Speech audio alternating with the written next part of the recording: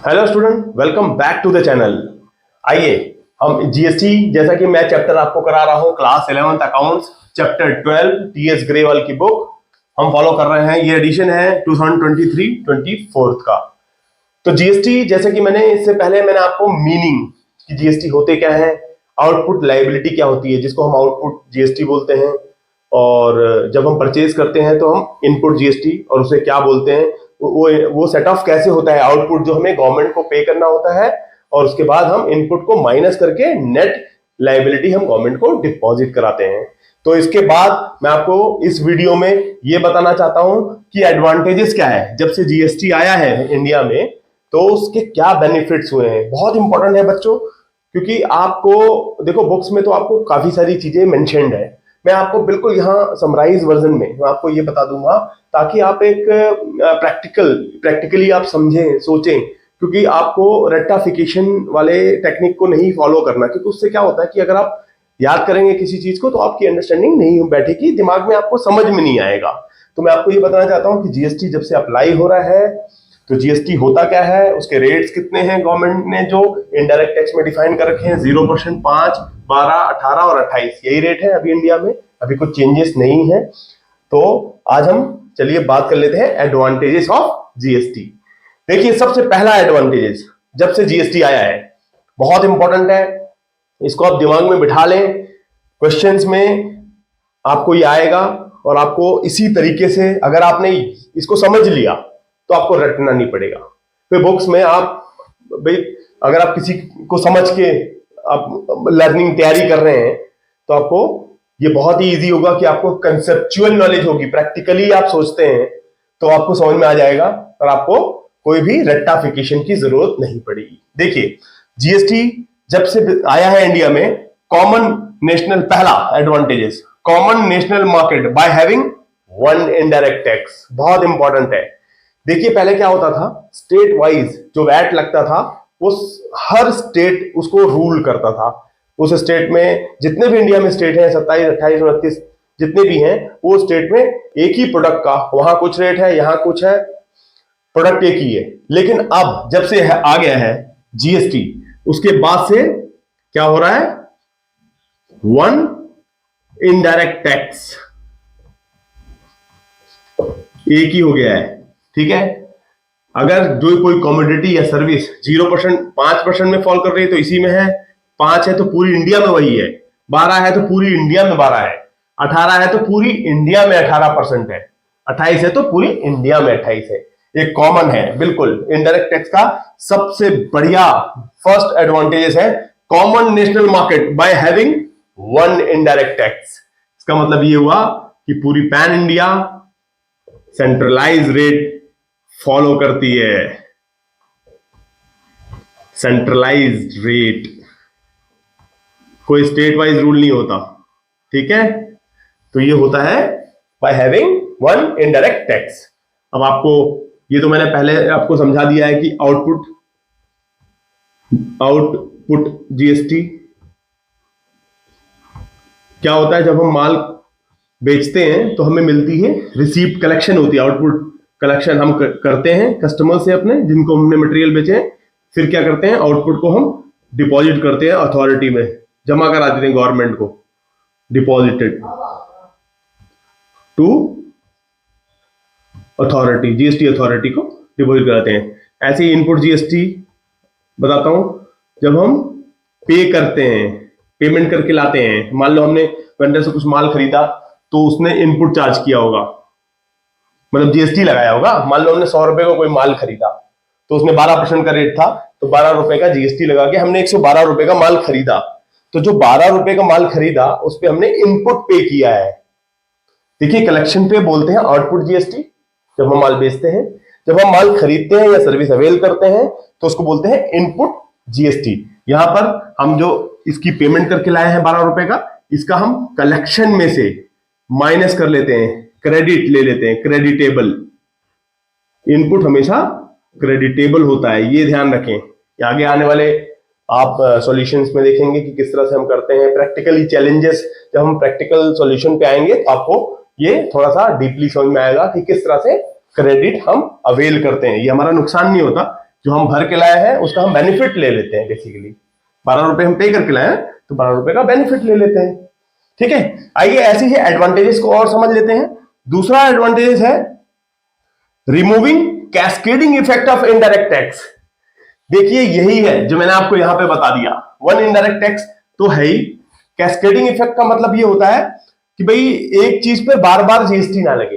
भाई देखिए आप ये समझो, मैंने 100 रुपए का माल बेचा, सेल करा, जिसमें 12% का जीएसटी भी लगाया, तो मैंने कितने का बेचा? 112 का।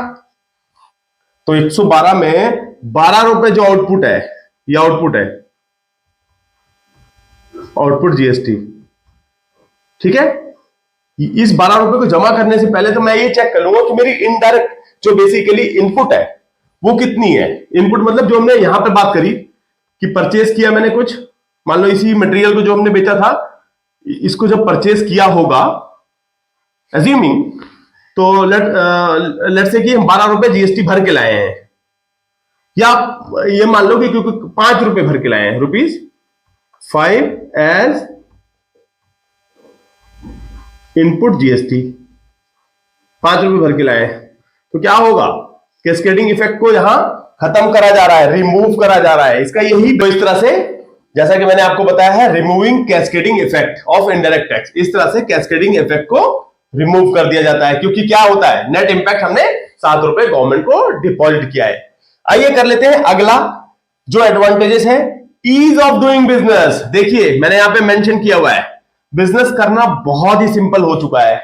Simple in terms of like कि बहुत सारी जो कॉम्प्लिकेशंस पहले होती थी कि रेट्स डिफरेंट है, स्टेट वाइज है, यहां वहां का डेटा, अभी क्या है, बिजनेस की अंडरस्टैंडिंग, क्योंकि एक रेट, एक देश, एक नेशन, एक जीएसटी, तो इस तरह से सिंप्लिसिटी भी हो गई है। ये है बेनिफिट। चौथा है simplifying compliance of indirect tax. देखिए इनडायरेक्ट टैक्स का कंप्लायंस हर कंपनी को करना पड़ता है, हर बिजनेसमैन को करना पड़ता है, चाहे वो फर्म, बिजनेस जो भी है उसका बिजनेस, तो उस तरह को करना पड़ता है। अभी आज की डेट में जब से वो जीएसटी आ गया है, इजी है, उसको सिर्फ इंटर स्टेट जो कि आईजीएसटी, एक स्टेट से दूसरे स्टेट में अगर आप गुड्स या सप्लाई कर रहे हैं या लेना देना चल रहा है, ट्रेडिंग कर रहे हैं, तो आईजीएसटी अप्लाई होता है।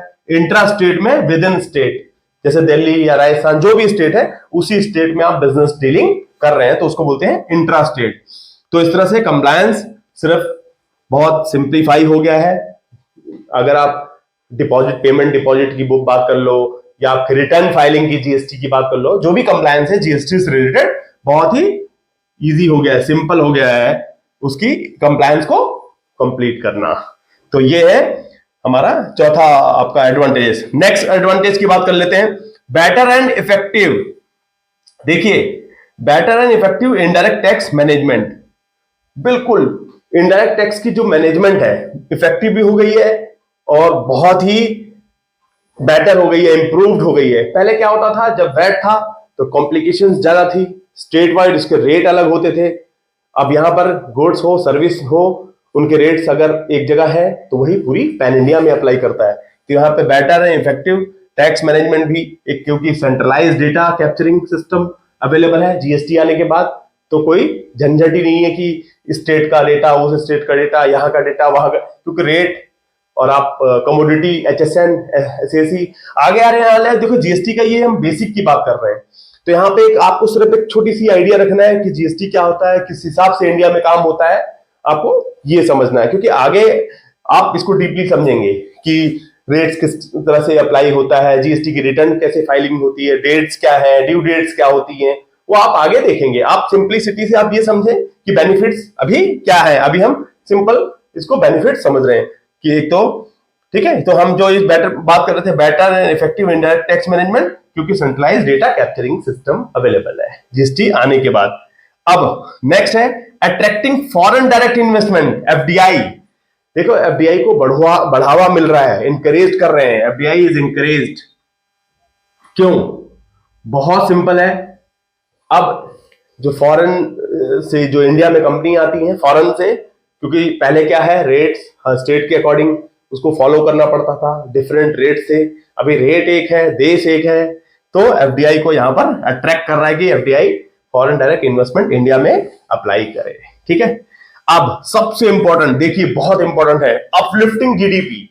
जब हम बात जीएसटी की कर रहे हैं तो जीडीपी कैसे शांत रह सकता है? देखिए, जीएसटी आने के बाद एक नेशन एक रेट एक देश, तो आप ये समझिए कि जीडीपी हमारी जो इंडिया की है वो ग्रोस डोमेस्टिक प्रोडक्ट बात करेंगे, वो होती है, जिसमें आप अगर इसकी थोड़ी सी और डिटेलिंग जानना चाहते हैं तो आप जीडीपी को इकोनॉमी में आप पढ़ सकते हैं। इकोनॉमी के सब्जेक्ट में आप इसको देखेंगे जीडीपी होता क्या है, ठीक है। तो हमारी क्या होता है, ये एडवांटेज जीएसटी आने के बाद अपलिफ्टिंग ऑफ जीडीपी। सबसे लास्ट है इरेडिकेटिंग कैश इकोनॉमी। देखिए, अगर हम कैश की बात कर रहे हैं यहां पर गवर्नमेंट को सिंप्लिसिटी के साथ, क्योंकि देखो कंप्लायंस इजी हो गया है, बिजनेस करना इजी हो गया है, एफडीआई भी आपको प्रोत्साहन मिल रहा है कि यहां पर इंडिया में आ जाए, तो आपको तो बिजनेस से देखो गवर्नमेंट को भी तो पैसा आ ही रहा है ना। जब गवर्नमेंट को पैसा आ रहा है तो यहां पर सबसे अच्छी चीज ये होगी है, इरेडिकेटिंग का मतलब होता है कैश की चोरी। देखिए, कैश की चोरी जो हो गई है वो कम, क्योंकि बहुत सिंप्लिसिटी, डाटा कैप्चरिंग सिस्टम बहुत अच्छा हो गया, स्ट्रांग हो गया, मैनेजमेंट अच्छा हो गया है। तो रिडिकेटिंग कैश इकोनॉमी, जो कैश जिसको बोलते हैं ना, इंडिया की कैश इकोनॉमी इंक्रीज हुई है और कैश की चोरी हो गई है खत्म। तो यहां पर मैं आपको एक जीएसटी के टर्म से उसके एडवांटेजेस बता रहा था। मैं उम्मीद ये करता हूं कि अगर हम यहां बात कर रहे हैं सिंप्लिसिटी की, इजीनेस की, तो बच्चों मैं उम्मीद ये भी करता हूं आपसे कि आपको उतनी ही सिंप्लिसिटी और इजीनेस से ये कॉन्सेप्ट आपको समझ आया होगा। तो चलिए प्लीज इसको लाइक शेयर एंड सब्सक्राइब कर दीजिए। Thank you, thanks for watching.